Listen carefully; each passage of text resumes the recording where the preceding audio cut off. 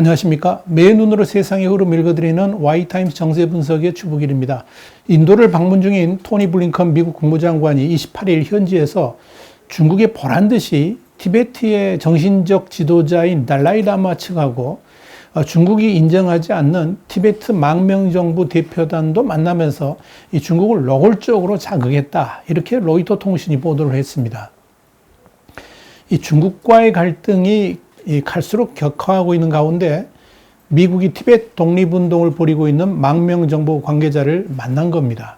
미 국무부 대변인은 이 블링컨 장관이 이날 인도 수도 뉴델리에서 응고두프 등충 이 티베트 망명정부 대표하고 해외 망명정부 사무소인 티베트 하우스의 뉴델리 국장 등을 만났다 이렇게 전했습니다.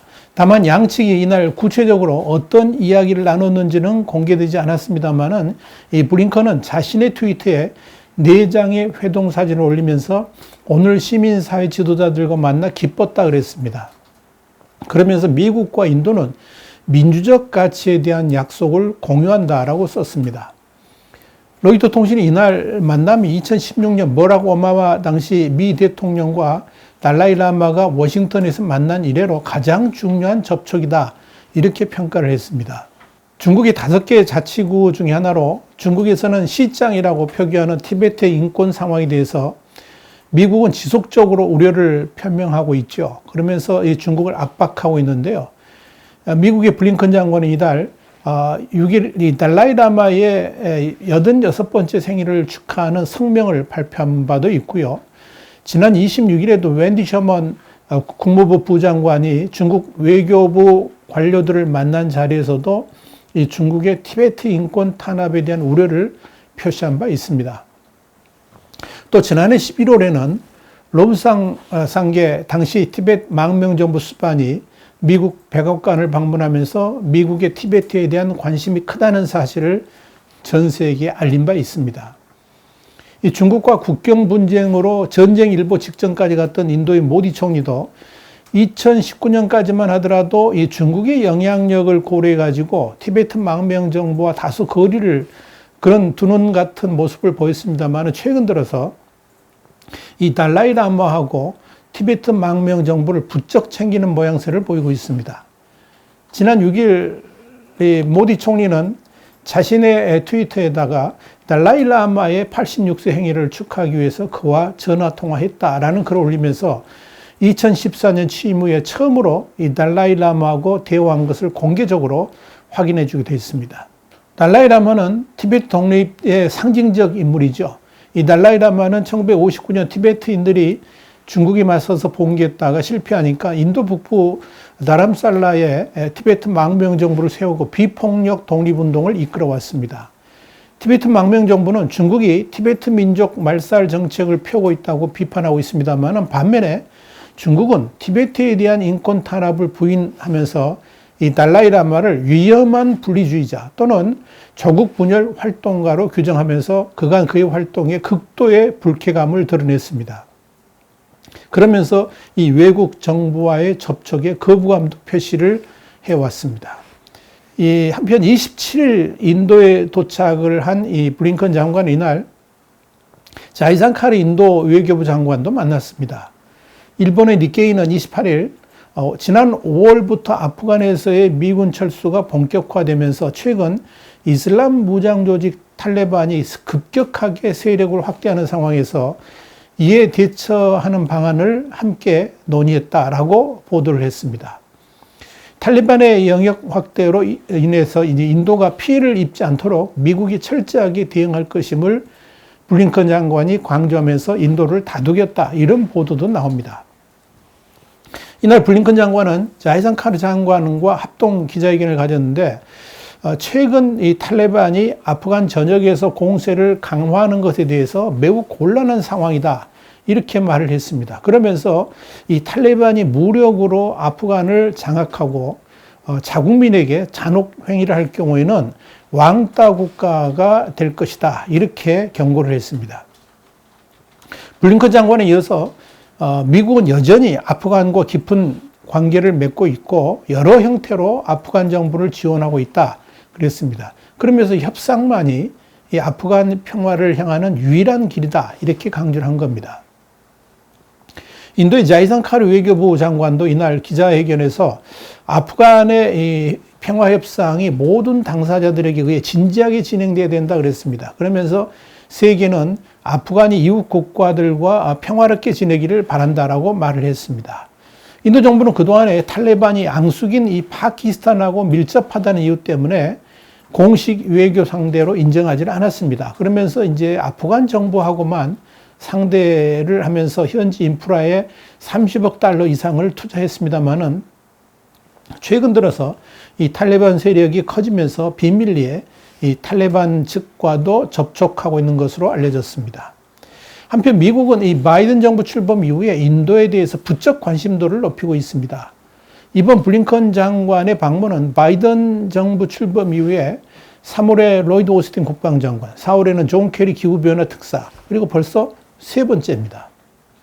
미국이 이렇게 인도에 공을 들이는 이유가 뭐냐면 대중포위망인 인도태평양 전략의 핵심 국가이기 때문에 그런 거죠.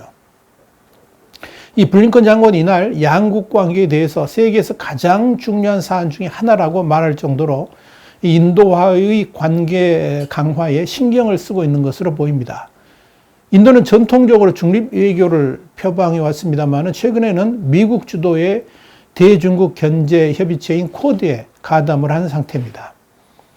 한편 이 미 국무부 1인자인 블링컨 장관이 인도 방문을 했죠. 그리고 2인자인 웬디 셔먼 부장관도 지난 18일 일본을 시작으로 해가지고 한국, 몽골을 차례로 순방하면서 동맹 그리고 중국 주변국을 대상으로 해가지고 미국의 입장에 대한 지지를 얻기 위한 외교전을 강화하고 있습니다.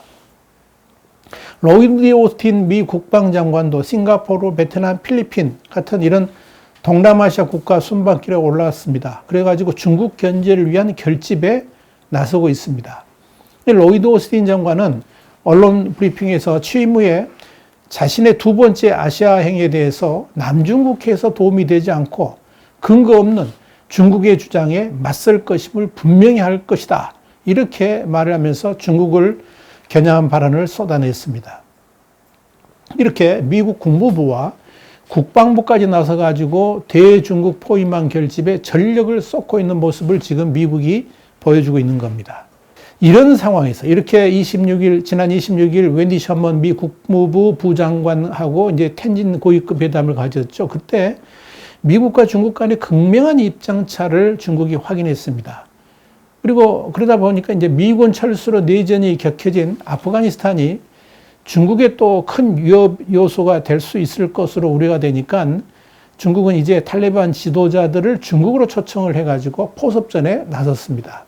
28일 중국 외교부는 왕이 외교부장이 이날 중국 텐진에서 탈레반 2인자 몰라 압둘 가니 바라다르가 이끄는 이 탈레반 대표를 만나서 아프간의 평화와 재건 방향을 논의했다라고 발표를 했습니다. 웬디 셔먼을 만났던 그 장소에서 또 만난 겁니다. 어찌 보면 이 블링컨 장관이 인도에서 티베트 독립 세력을 만나니까 왕이 장관은 탈레반 세력을 중국으로 불러들여 가지고 상대가 가장 아픈 곳만을 찌르는 이 송곳 외교를 가속하고 있는 셈입니다. 중국이 이날 탈레반 대표들을 만나서 미군이 떠난 아프가니스탄에 대한 중국의 지원을 약속을 했습니다. 그러면서 주권, 독립, 영토의 완전성, 내정 간섭 반대 이런 것들을 강조하면서 미국을 겨냥했습니다.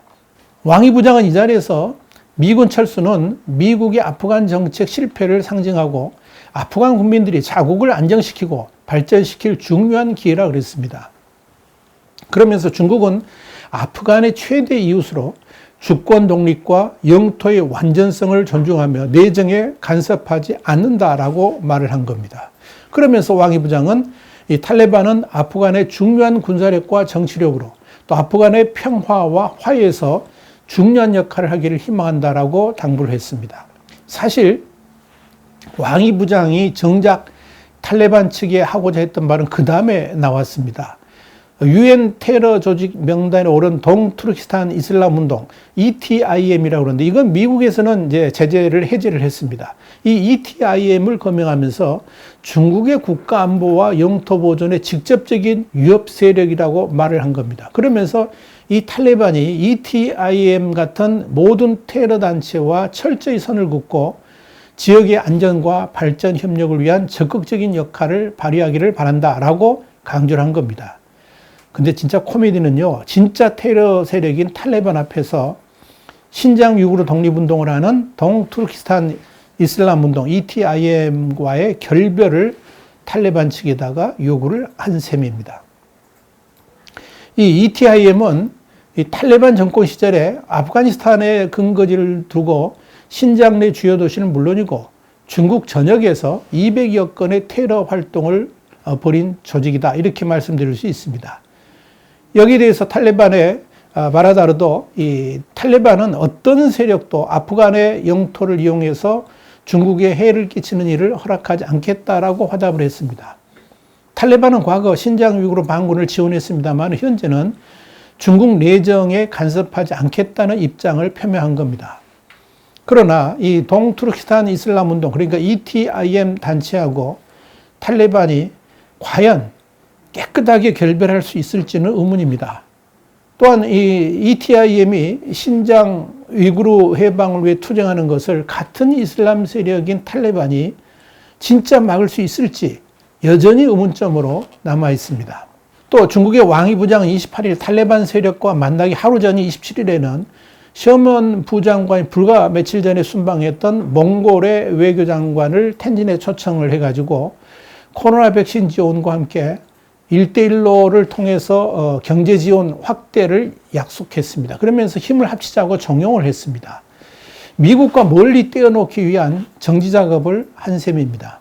또한 미국의 대중국 포위망에 맞서서 28일에는 웨이펑어 중국 국방부장 겸 국무위원이 세르게이 쇼이구 러시아 국방장관하고 만났습니다. 타지키스탄의 두산베에서 만났는데 양자회담을 가졌습니다. 여기서 미국의 맞선 전략 협력 강화 그리고 전략적 연대의 뜻을 같이 했다. 이렇게 언론들은 보도를 하고 있습니다. 자, 그런데 말입니다. 이 중국이 탈레반 달래기에 나서긴 했습니다만은 진짜 문제는 8월 31일 미군의 완전 철수 이후부터 시작될 것으로 보입니다. 일단 탈레반은 중국의 아프간 기반 시설에 대한 투자 확대를 촉구했습니다만 중국이 과연 그런 탈레반의 요구를 어떻게 수용할 것인지도 관심거리입니다. 탈레반은 무상 지원을 요구할 텐데 중국이 과연 그렇게 해줄 수 있을지 모르겠습니다. 탈레반 측의 과도한 요구를 중국 측이 제대로 수용하지 못한다 그러면 오히려 긁어부스럼이 될 수도 있을 겁니다. 또 이슬람의 해방을 표방하는 만큼 신장 위구르 자치구 문제에 대해서 탈레반 핵심 세력들이 계속 막을 수가 없는 데다가 이 아프간에 탈레반 세력만 있는 것이 아니고 반탈레반 세력들도 함께 존재하기 때문에 그런 갈등을 중국이 어떻게 컨트롤할 수 있을지 이게 의문사항 중에 하나입니다. 특히 1대1로의 핵심 지역 중에 하나인 중앙아시아에서 영향력을 크게 키운 이 중국이 아프간 상황에 어떤 식으로 개입하느냐에 따라서 오히려 역효과를 낼 가능성도 충분히 있습니다. 그래서 중국은 이 아프가니스탄 딜레마에 빠진 상황이다. 이렇게 말을 하는 겁니다. 중국이 진짜로 신경을 쓰는 곳은 왁한 회랑인데요. 이 왁한 회랑 시대를 통해서 76km 정도가 아프간과 중국이 국경을 맞대고 있습니다. 탈레반 대변인은 자비올라 무자히드는 지난 22일 날 이 탈레반이 전체 국경의 90% 정도를 장악했다라고 주장을 했습니다. 여기에 대해서 미국의 외교 전문인 더 디플로맷은 중국은 이 지역에 미국이 발을 딛기를 바라지는 않지만 동시에 아프간의 불안한 상황을 잠재울 마땅한 묘안이 없어서 골머리를 앓고 있다라고 설명을 했습니다. 또한 이미 테러 세력으로 낙인 찍힌 탈레반 세력과 손을 잡고 평화 운운하는 중국의 외교에 대해서 전 세계 국가들이 어떻게 평가할 것인지도 주목거리입니다. 이런 중국의 거친 외교가 중국에 대한 호감도를 더욱 떨어뜨리면서 외교적 고립을 가속화할 수 있기 때문에 그렇습니다. 그러다가 탈레반의 아프간과 중국이 적절한 교합 지점을 찾지 못하게 된다 그러면 그때부터 중국은 진짜 어려움에 빠질 수도 있고 그럴 때 중국을 도와줄 나라는 존재하지 않게 될 겁니다. 지금 중국이 탈레반과 손을 잡고 정상국가인 아프간을 전복하는 것을 지원하는 것 자체가 비정상 외교죠. 또 중국의 본질이 무엇인지를 여실히 드러내고 있기 때문에 그런 겁니다. 그래서 중국의 진짜 딜레마는 이제부터 시작이라고 봐도 될 것입니다. 화이트타임즈 정세분석이었습니다. 다음 시간에 다시 뵙겠습니다. 감사합니다.